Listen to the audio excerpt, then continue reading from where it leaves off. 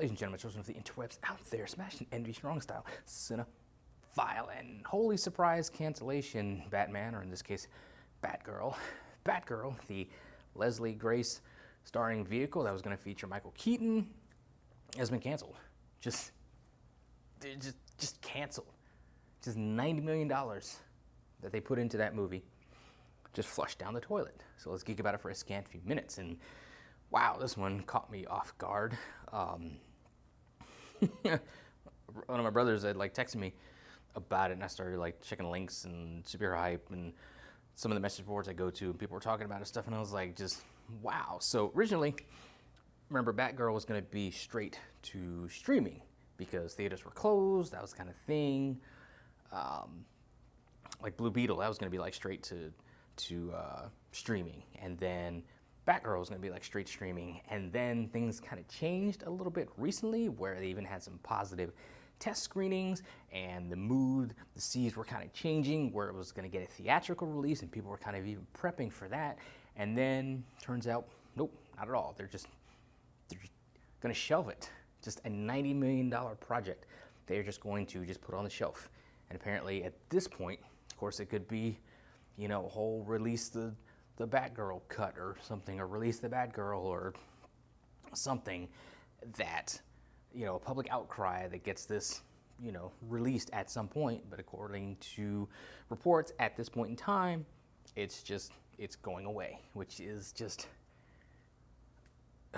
mind-boggling. Now, according to Hollywood Reporter, the unusual move comes after a change in leadership at Warner's, with newly installed Warner Brothers Discovery CEO David Zaslav prioritizing on cost-cutting measures and refocusing Warner's on theatrical films rather than creating projects straight for streaming, as had been a priority for former Warner Media CEO Jason Kilar. Now, Batgirl was budgeted at around $80 million, with costs rising to nearly $90 million due to COVID-19 protocols. It sucks. It sucks. For the fans who were looking forward to this, I can already hear, which is going to be really irritating, really stupid. Got to focus to block it out, but I can hear those idiot basement-dwelling dude bros who are afraid of diversity and representation and just equality for people, saying, see, that's what happens when you go woke, you get broke, and all that kind of crap that they throw out there, because Leslie Grace is an actress of color, and she was playing Barbara Gordon, which pissed people off when she was cast. So I already know that crap is going on. It's not even just first and only time we're going to mention those idiots. Let's just move on from that. It just sucks for the fans who were genuinely fans of Batgirl. They seem to be going with the whole Batgirl from Burnside thing, as far as like the look of the costume, which we saw pictures of. Michael Keaton was going to be back in there. I even harped about it. Michael Keaton was going to be in it. I even harped about it in videos in the past, where I was just like, this gets us Michael Keaton in the DCEU, because this was apparently still going to be sort of connected to it, maybe, or a multiverse type thing that the Flash was going to bring on. But this got Michael Keaton back involved in things, and if it could lead us to an eventual old man Bruce Wayne, and an old man Bruce Wayne that gives us Batman Beyond, a live-action Batman Beyond. See, I was just seeing, maybe I was seeing what I wanted to see, but I was kind of seeing the path towards that.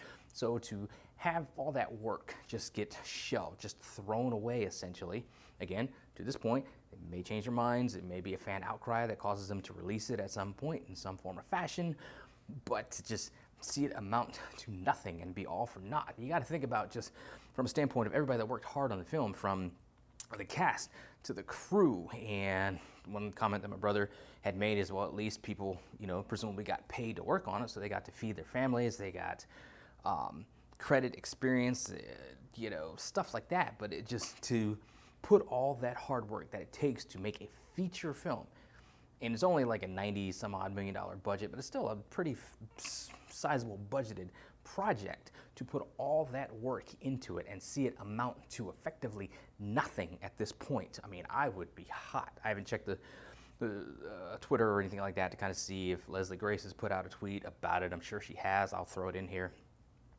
as a cutaway too, if I find it.